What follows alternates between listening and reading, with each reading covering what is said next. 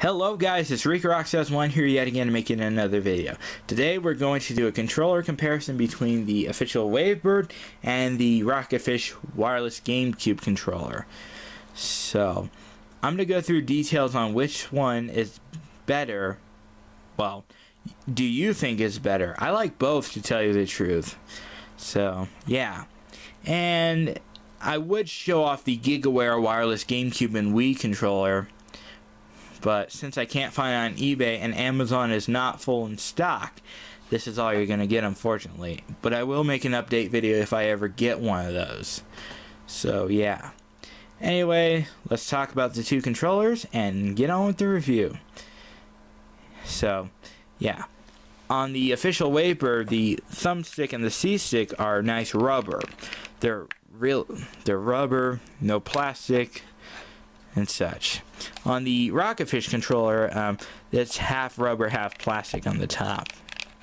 And another thing that I should mention, I like how the C-stick is a little raised, but I like the rubber on this one more, to tell you the truth. So it's a little even on the thumbsticks. Now, the face buttons I should talk about. These are nice and bulged out. There's like a little smooth thing on the top. I don't know what to describe it, but that's what this controller has. On the Rocketfish controller, unfortunately, they feel a little flatter. I don't know what, like, the top is shaved off. I don't know how to describe it, but yeah. And they're nice and clicky, I will give them that. Nice satisfying click. If you like clicky buttons, then this is the controller for you. So yeah, the D-pad. This one is just a circle nub, and it works alright, but who uses the D-pad? Well, unless you're using the Game Boy player and such. And this D-pad feels a bit better in the hands, but what can you expect? And the start button is right here in the center on the Wavebird. And it says Nintendo GameCube right here. The start button is right here, because the power switch is right here, and there's your Rocketfish logo. It doesn't say Rocketfish, but this is their logo. This has your power button right here, and when you turn it on, this lights up red, then turns off. And here's your macro button. Macro is, I don't want to talk about it. And here's your switch. On, and this stays on unless the batteries die. And off. The macro button switches to the Z button with one of the other buttons. But who uses macro? And now let's talk about the shoulder buttons and such. On the official, on the official one, the left and right buttons are analog, of course, and your Z button's a nice blue and soft clicky. On the Rocketfish controller, these are a little clickier, and they feel like the Wii Classic controller shoulder buttons, but on the actual sliders and such, the Z button's a little more clickier and white. If you don't like this color, you can always paint it blue for the mod and such. Now let's talk about the battery compartment. On the official GameCube Wavebird, this takes two AA batteries, which is nice. And the battery life is pretty good. On the Rocketfish, you take off these two handles, indeed, two AAA batteries, which is nice. At least it's not three AAA batteries, which most of the wireless controllers.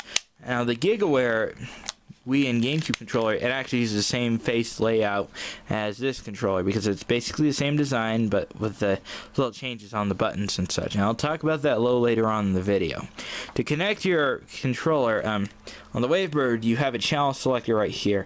You set this to the same channel as your receiver, then you're good to go.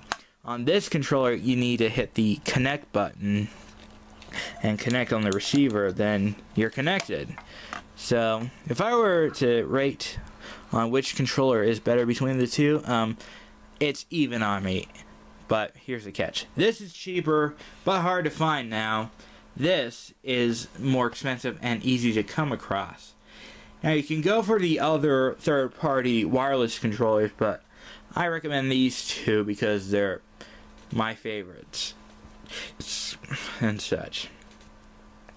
And another thing I should mention, the Rocketfish controller is actually the same design as the GigaWare Wii and GameCube controller, because it uses the same layout, and I'll explain a little detail on what. how can it be the same and such? Now, if you can see right here, there's a little engraved right here. This would be a second Z button on the GigaWare controller. There would be 2 Z buttons instead of just 1. And another thing I should mention, this is the home button on the GigaWare controller. This would be the select button. This would be the start button. This would light up blue instead of red. And you see this circle right here? I don't know if you can see that, but if it could glare on the camera, if it could autofocus, I think it can. But you see where I'm pointing my finger? But this would be where the power button would be on the GigaWare controller. And the receiver would not look something like this, but it would look like a little... It would have 2 things sticking out. One for the Wii remote, acting as a classic controller, and one for your GameCube controller. Or GameCube plug. So, that's my video on the comparison between these 2 controllers. I'm RickRock2001, and I'm signing off. Have a nice day. Bye.